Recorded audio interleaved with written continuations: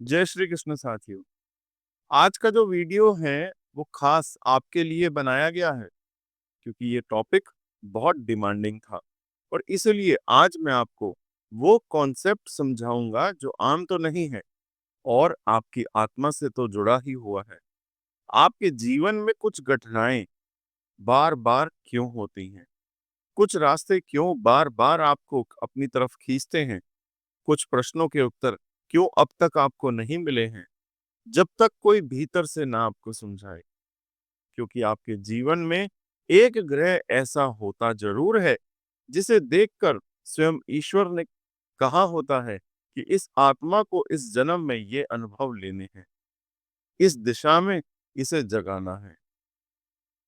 पहले ये समझिए कि ये ग्रह वही होता है जो आपके भीतर के श्री कृष्ण की मुरली बनता है, जो हर बार आपको एक दिव्यता की ओर खींचता है। ये वही होता है जो माँ दुर्गा की तरह आपको बार बार कष्टों से लड़ना सिखाता है और महादेव की तरह मौन में ले जाकर आपको भीतर की गहराइयों से मिलाता है। हमारी कुंडली में एक ग्रह ऐसा जरूर होता है जो सबसे ज्यादा डिग्री पर बैठा होता है, राहु और केतु को छोड़कर। और वहीं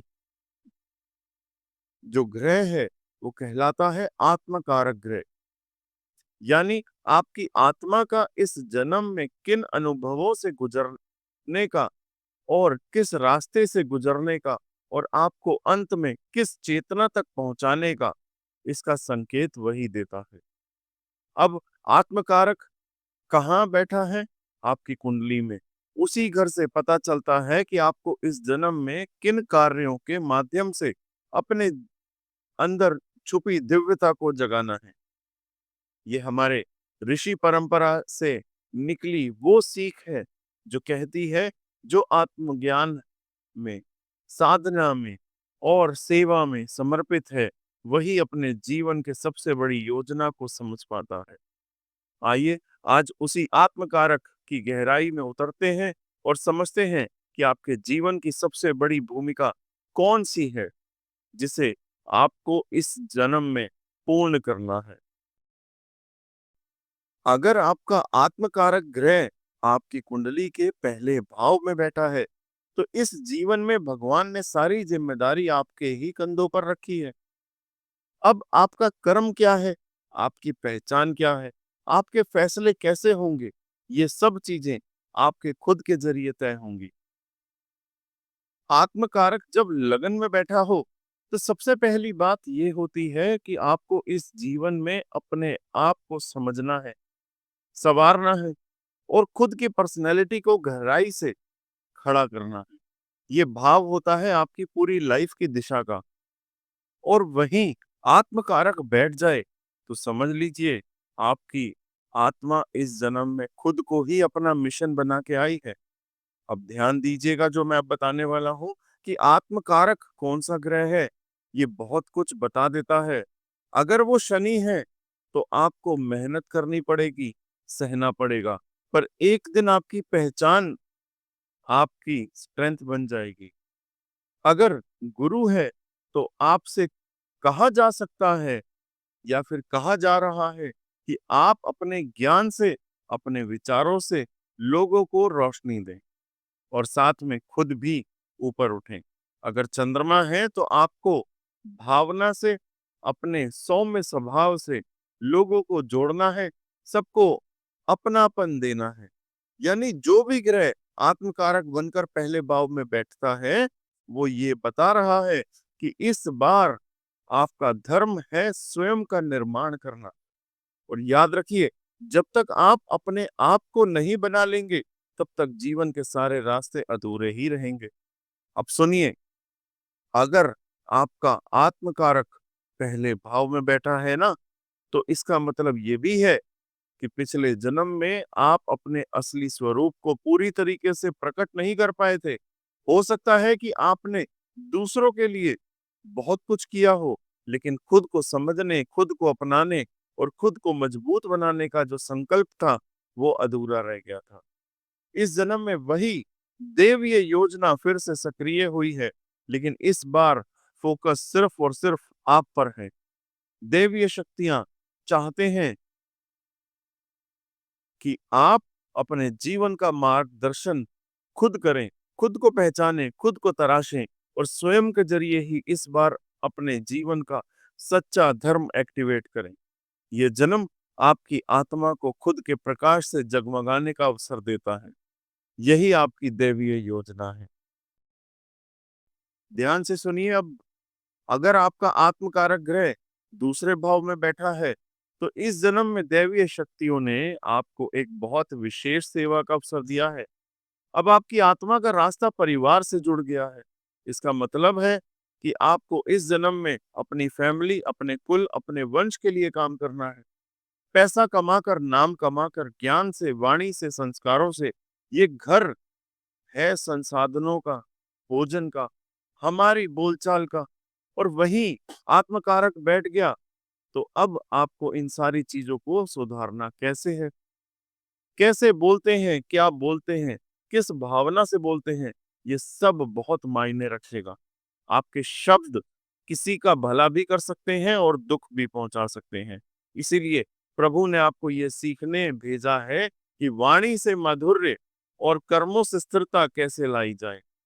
अब देखिए, ये आत्मकारक कौन है और किस हाल में बैठा है, इससे भी बहुत कुछ पता चलता है।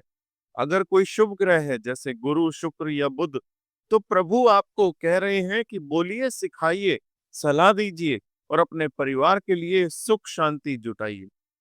लेकिन अगर यही आत्मकारक कोई पीड़ित ग्रह है या मेलेफिक ग्रहों के साथ बैठा है, तो समझिए कि पिछले जन्म में आपने शायद इन चीजों का गलत इस्तेमाल किया था और अब इस जन्म में उसे सुधारने का काम है।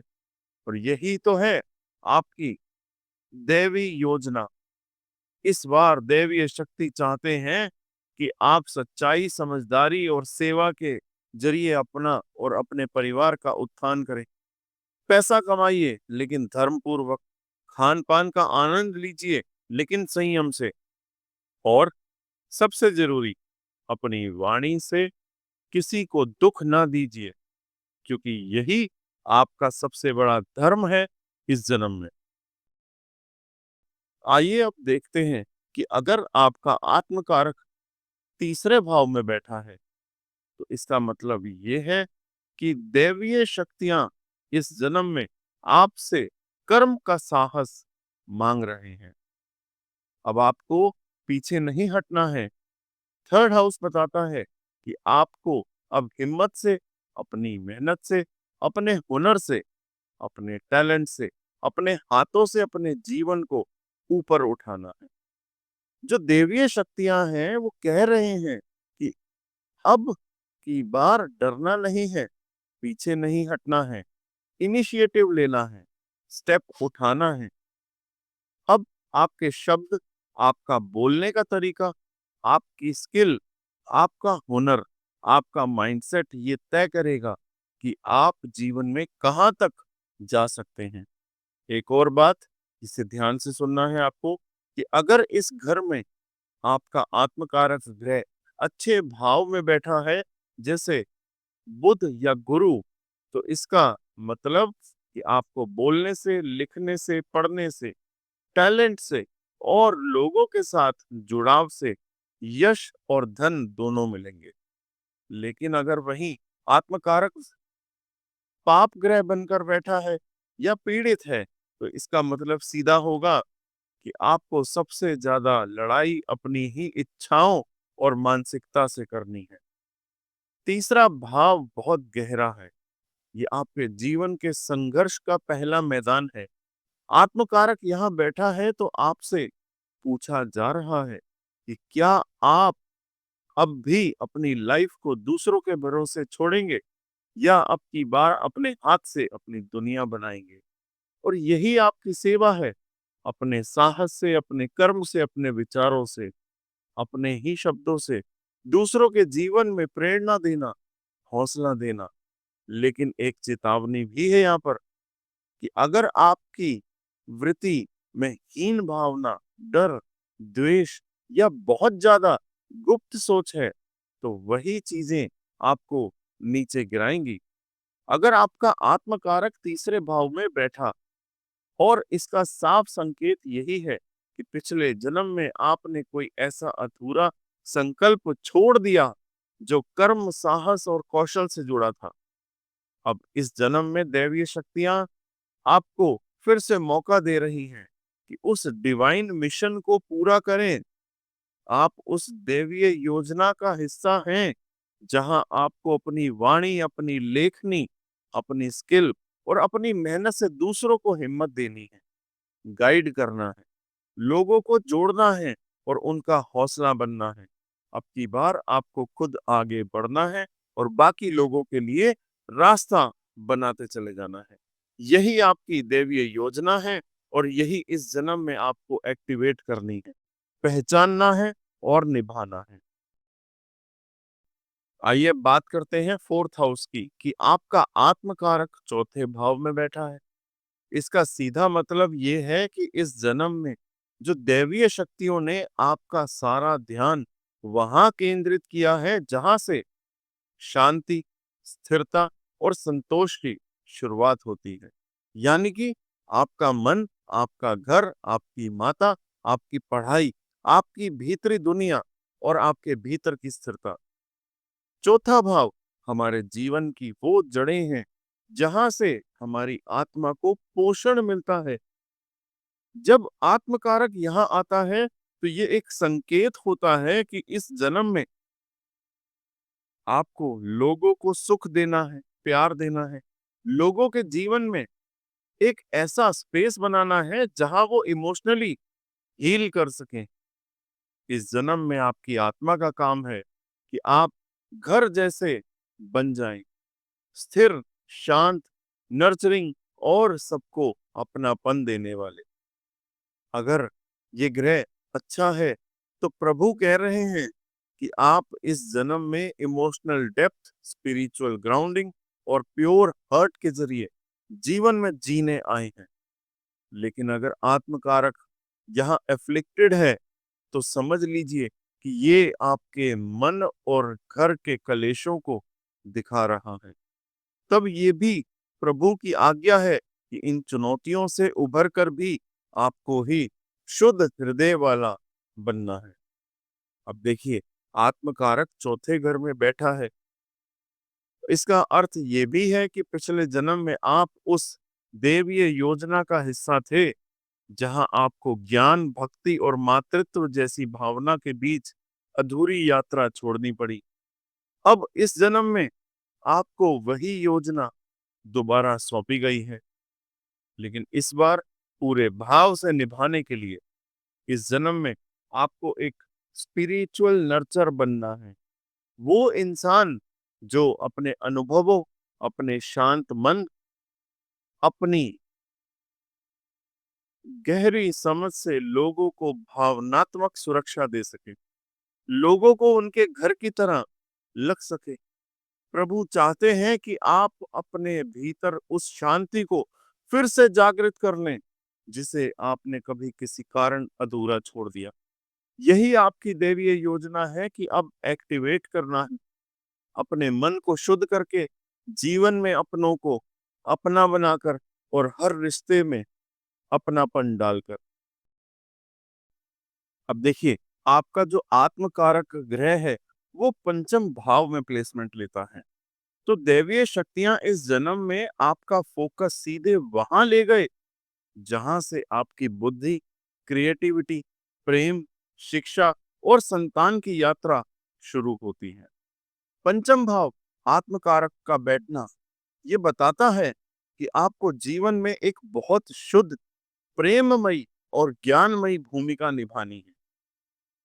आपको अपनी संतान के लिए, अपने स्टूडेंट्स के लिए, अपने चाहने वालों के लिए एक ऐसा इंसान के रूप में उभरना है जो उन्हें राइट एडवाइस दे, उन्हें डिवाइन लव से जोड़ सके, जो उनके जीवन में स्नेह, प्रेरणा और बुद्धिमता की मिसाल बन सके। यहाँ पे प्रभु का ऑर्डर है कि आपकी बुद्धि अब की बार भटकनी नहीं चाहिए। आपका प्रेम गहरा और सच्चा होना चाहिए। आपकी सेवा शिक्षा से होनी चाहिए। अगर आत्मकारक शुभ ग्रह बन के वहां बैठा है तो बट नेचुरल है कि आपकी बुद्धि तेज होगी, आपकी संतान बुद्धिमान और भाग्यशाली होगी, आपकी रिलेशनशिप्स में गहराई होगी, आपकी कोई भी रचनात्मकता हो वो समाज में सम्मान पाएगी। और अगर वहां आत्मकारक पीड़ित ग्रह बन के बैठा है तो आपको इंटेलिजेंस में, शिक्षा में, बच्चों में, रिलेशनशिप में और अपने ही जीवन के डिसीजन में बहुत बड़ी बड़ी गलतियां हो सकती हैं। प्रेम में धोखा, शिक्षा में ब्रेक, करियर में गिरावट और स्टॉक स्पेक्यूलेशन में बर्बादी, ये सब संकेत मिल सकते हैं। तो आत्मकारक पंचम भाव में बैठा ये भी दर्शाता है कि पिछले जन्म में आप शायद उस दैवीय शिक्षा, प्रेम और परामर्श की योजना का हिस्सा तो थे, जहां आपको लोगों को सही मार्ग दिखाने की जिम्मेदारी सौंपी गई थी। हो सकता है आप किसी आश्रम, किसी स्कूल, किसी मंत्र साधना से जुड़े हुए थे, जहां आपने आधा कार्य छोड़ा और फिर आपके ज्ञान का उपयोग समाज के लिए अधूरा रह गया। अब इस जन्म में प्रभु फिर से वही योजना एक्टिवेट करवा रहे हैं आपसे और कह रहे हैं कि अब की बार अपने ज्ञान से दुनिया को प्रकाश देना है आपको, अपने प्रेम से दूसरों को जोड़ना है, अपनी संतान या फिर स्टूडेंट्स के जरिए एक नया अध्याय लिखना है। यही आपकी दैवीय योजना है जिससे इस जन्म में पूरी सच्चाई और श्रद्धा को पूर्ण करना है।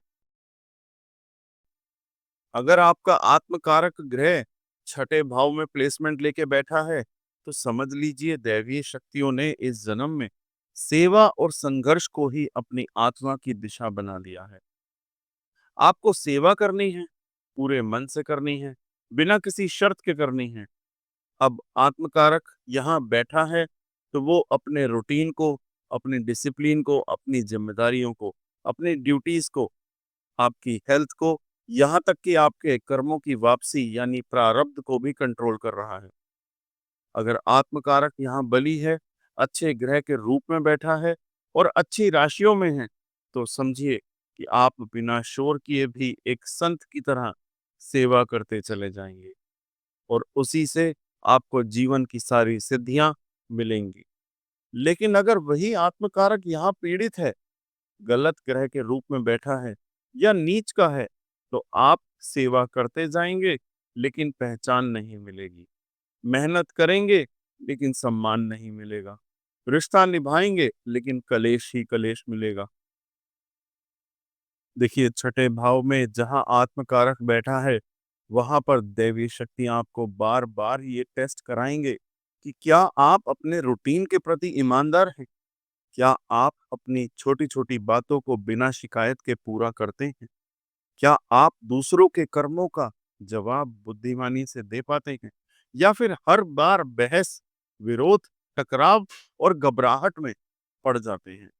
यहाँ आत्मकारक ये भी सिखाता है आपको कि सेवा के माध्यम से ही मोक्ष की तरफ जाया जा सकता है। तो अगर आप अपने जीवन को प्रिसीशन, डिसिप्लिन और एक शांत लेकिन शक्तिशाली सेवा भाव से चलाते हैं, तो देवीय शक्तियों की योजना आपके लिए एक्टिवेट हो जाएगी, जो ये कहती है कि जो ऋण, शत्रुता और अहंकार पहले जन्म में इकट्ठा किया था, उसे इस जन्म में सेवा से, त्याग से और संयम से समाप्त कर दे।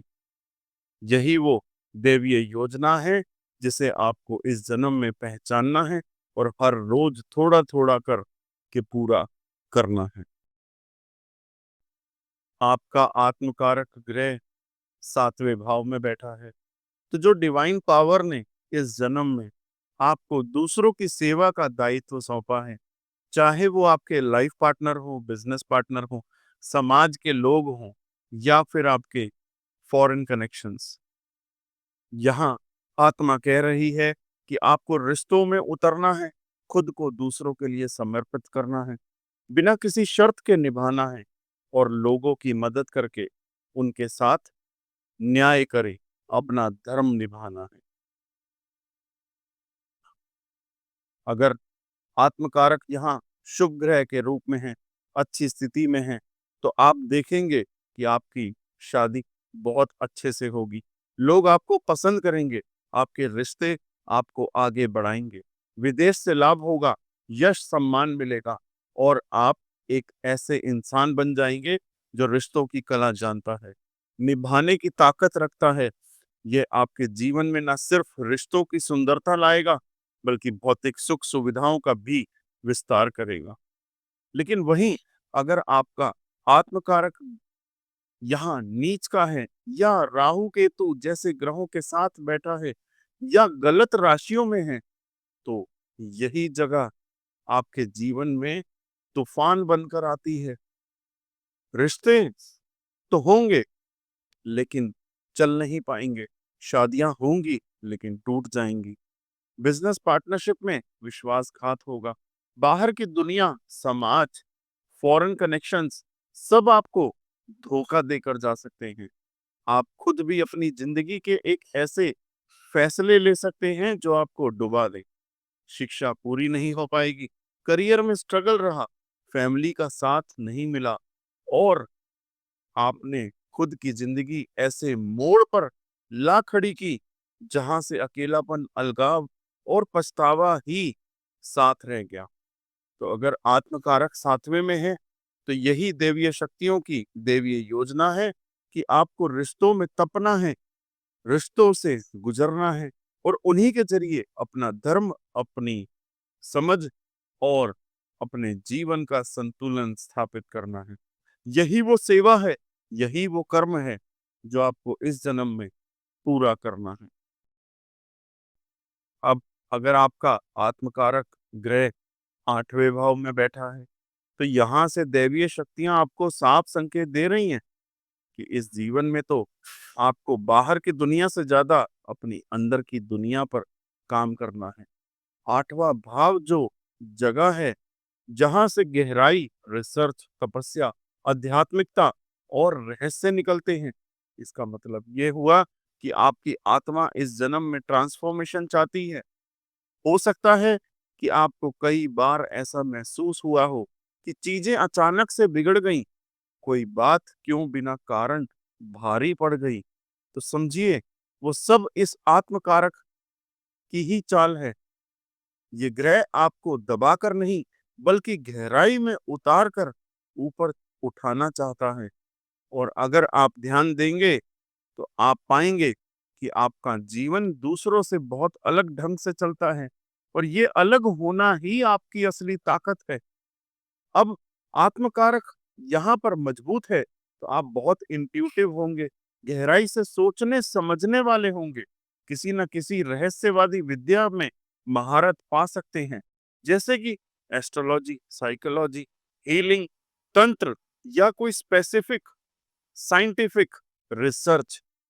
लेकिन अगर ये ग्रह कमजोर हो गया या राहु केतु जैसे ग्रहों में दब गया, तो ये वही भाव बन जाता है जो अचानक दुख, बीमारी, धोखा, लॉस और डर से भर देता है। और अगर आप अभी भी यही सोच रहे हैं कि इसका उपाय क्या है, तो सुनिए, आपको खुद को संभालना है, अवेयरनेस में रहना है, हर उस सिचुएशन से सीखना है जो लाइफ आपके सामने ला रही है। 8वां भाव क्या कहता है? या तो खुद को जानो या जीवन तुम्हें तोड़ देगा और फिर दोबारा जोड़ेगा। अब ये आप पर है कि आप किस रास्ते पर चलना चुनते हैं। अब आपका आत्मकारक ग्रह नवम भाव में प्लेसमेंट ले लिया, तो समझ लीजिए दैवीय शक्तियों का आपको इस जन्म में आपको एक विशेष जिम्मेदारी देकर भेजा है। वो कौन सी जिम्मेदारियां हैं? धर्म की, ज्ञान की और मार्गदर्शन की। ये वो स्थान है जहां से आपकी आत्मा अब आपको ऊपर उठाना चाहती है, जहां आप सिर्फ अपने लिए नहीं बल्कि दूसरों के लिए भी एक प्रेरणा बने। आप ध्यान देंगे तो पाएंगे कि आपके जीवन में पढ़ाई, गुरु, पिता, धर्म, विदेश यात्रा और हायर विजडम से जुड़े अनुभव बार बार आते हैं। और ये संयोग नहीं है, ये सब इसलिए होता है क्योंकि आपका आत्मा इस बार इन सब के जरिए खुद को इवॉल्व करना चाहती है। अगर आत्मा कारक ग्रह यहाँ शुभ और मजबूत स्थिति में बैठा है, तो आपके लिए गुरु जैसा जीवन होगा, जहां आप खुद सीखेंगे और दूसरों को भी सिखाएंगे। आपका भाग्य आपके कर्मों से खुलेगा और आपको एक ऐसे मौके मिलेंगे जो दूसरों के लिए सपने जैसे होंगे। लेकिन यही आत्मकारक अगर नवम भाव में अशुभ हो गया या राहु केतु शनि जैसे ग्रहों से पीड़ित है, तो जीवन में गुरु से दूरी, पिता से कलेश, पढ़ाई में बाधा या भाग्य का साथ ना मिलना, ये सब आ सकता है। आपका धर्म छूट रहा है, आपकी दिशा भटक रही है। इसलिए आपको खुद से पूछना होगा, क्या आप अपने ज्ञान का सही इस्तेमाल कर रहे हैं? क्या आप अपने बड़े बुजुर्गों का सम्मान कर रहे हैं? क्या आप अपने फेथ को मजबूत रख पा रहे हैं? क्योंकि नवम भाव में बैठा आत्मकारक सिर्फ ये नहीं कहता कि भाग्य साथ देगा, वो ये भी कहता है कि आप अपने भाग्य को खुद किस दिशा में लेकर जा रहे हैं। और अगर आपने सही मार्ग पकड़ा, तो ये भाव आपको सिर्फ प्रोफेशनल सक्सेस ही नहीं देगा, ये आपको जीवन की असली संतुष्टि और शांति भी दिलाएगा। आपका आत्मकारक ग्रह 10वें भाव में बैठा है, तो इस जन्म में आपका मुख्य धर्म है सिर्फ कर्म, और वो भी ऐसा कर्म जो सिर्फ आपके लिए नहीं, बल्कि दूसरों के जीवन में बदलाव लाए। आपसे कहा गया है कि अब की बार आपको अपने कर्म से दुनिया को दिखाना है कि एक इंसान अपनी मेहनत, लगन और नियत से क्या कुछ नहीं कर सकता। 10वां घर यश का, पद का, प्रतिष्ठा का, सामाजिक स्थिति का, आपके कार्य क्षेत्र का है। तो अगर आपकी आत्मकारक यहाँ शुभ स्थिति में है, तो आपका काम ही आपकी पूजा है। आप जहां भी काम करेंगे, लोग आपको एक एग्जाम्पल मानेंगे। आपके बॉस, आपके टीचर्स, आपके जूनियर्स, सब आपके काम के कायल होंगे। और सबसे बड़ी बात, आप अपने कर्म से लोगों की सेवा करेंगे, ना कि सिर्फ अपनी जेब भरने के लिए काम करेंगे। लेकिन अगर यही आत्मकारक 10वें भाव में बैठा है, पर अशुभ हो या गलत ग्रहों की संगत में हो, तब क्या होगा? तब आप कितना भी काम करें, आपको मन का सुकून नहीं मिलेगा, ना ही स्थायी नाम मिलेगा। हो सकता है कि आप गलत लोगों के साथ जुड़ जाएं, पैसा कमाने के चक्कर में अपने जीवन के मकसद से भटक जाएं, शॉर्टकट्स अपनाएं, और फिर वही कर्म आपके डाउनफॉल का कारण बन जाए। पढ़ाई अधूरी रह जाए, करियर में ब्रेक लगे, बॉस से रिश्ते खराब हो जाएं, पिता का साथ छूट जाए। ये सब संकेत है कि आप अपने आत्मकारक की दिशा के खिलाफ जा रहे हैं। तो अगर आत्मकारक 10th हाउस में है, तो अपने काम से लोगों को जोड़िए, अपने कर्म से अपना धर्म निभाइए और एक ऐसा जीवन बनाइए जो सिर्फ आपके लिए नहीं, दूसरों के लिए भी प्रेरणा बन जाए। आत्मकारक ग्रह 11वें भाव में प्लेसमेंट लेगा, तो इसका साफ और सीधा मतलब है कि इस जन्म में आपको एक बेहद खास जिम्मेदारी दी जा रही है। क्या है वो? आपको अपने लक्ष्य को हासिल करने के साथ साथ दूसरों के लक्ष्य को भी भागीदार बनना है। अगर आत्मकारक यहाँ शुभ स्थिति में है, तो आपको बहुत गहरी समझ, बुद्धिमत्ता, धन कमाने की स्किल और विजन मिलेगा। आप एक विजनरी बन सकते हैं, एक लीडर बन सकते हैं, जो सिर्फ अपने लिए नहीं, बल्कि अपने दोस्तों, अपने नेटवर्क, अपनी टीम के लिए भी रास्ता बनाता है। आपकी फील्ड चाहे बिजनेस हो, शेयर मार्केट हो, क्रिएटिव इंडस्ट्री हो या कोई सर्विस सेक्टर, यहाँ आत्मकारक वाला व्यक्ति अपॉर्चुनिटी क्रिएटर होता है। लेकिन अगर सही आत्मकारक ग्रह 11वें में खराब स्थिति में बैठ जाए या राहु शनि जैसे प्लैनेट्स की संगत में आ जाए या उनकी दृष्टि पड़ जाए, तो फिर आपके रिश्तों में कपट आ जाएगा और लाभ के नाम पर नुकसान ही नुकसान होगा। फिर ना भाई के साथ रिश्ता ठीक रहेगा, ना ही माता से शांति मिलेगी। और अंदर ही अंदर मन में बेचैनी रहेगी। इतना पैसा कमाने के बाद भी सुकून क्यों नहीं है? इसका कारण है आप उस आत्मकारक के मैसेज को नहीं समझ पाए कि जो पैसा, जो संसाधन, जो ज्ञान आपको मिला है वो सिर्फ आपके लिए नहीं है, सबके लिए है। आपको उसके ज़रिए लोगों के दरवाजे खोलने हैं, गेट कीपर नहीं बनना। इसलिए अगर आत्मकारक 11th में है तो अपने ज्ञान, लाभ, अवसरों से दूसरों को जोड़िए। देखिए किस तरह दैवीय शक्तियाँ आपके जीवन में अनएक्सपेक्टेड आनंद और संतोष लेकर आएँगी।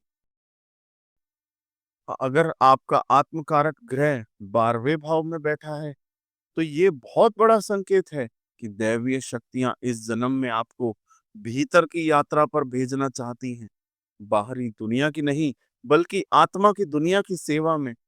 अगर ये प्लैनेट शुभ स्थिति में हुए, तो आपकी आत्मा फॉरेन में, हॉस्पिटल में, जेलों में, किसी आश्रम में, किसी मेडिटेशन सेंटर में या किसी सोशल मिशन में जाकर सेवा का रास्ता पकड़ेगी।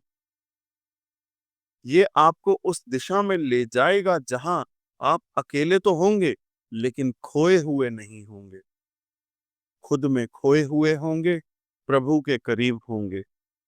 आपका मन भटकने की बजाय केंद्रित होगा और आप ऐसी-ऐसी स्किल्स, हीलिंग पावर, आध्यात्मिक गहराई विकसित करेंगे जिससे आप दूसरों को रोशनी दिखा पाएंगे। यहाँ सेवा का अर्थ है त्याग, लोभ नहीं। लेकिन अगर वही आत्मकारक 12वें भाव में नीच का है या राहु, केतु, शनि जैसे प्लैनेट्स के साथ फंस गया, तो फिर भटकाव इतना गहरा हो सकता है कि आप खुद को ही खो जाते हैं। ना पढ़ाई में रुचि, ना शादी में सुकून, ना जीवन में कोई दिशा। सपने अधूरे, इच्छाएं अधजली सी रह जाती हैं। फिर वहां आत्मकारक बार बार यही संकेत देगा कि अब भी समय है, खुद को संभालिए। ये भाव आपसे कहता है कि अब आपको स्लीप मोड में नहीं जाना, अब आपको स्पिरिचुअल वॉरियर बनना है।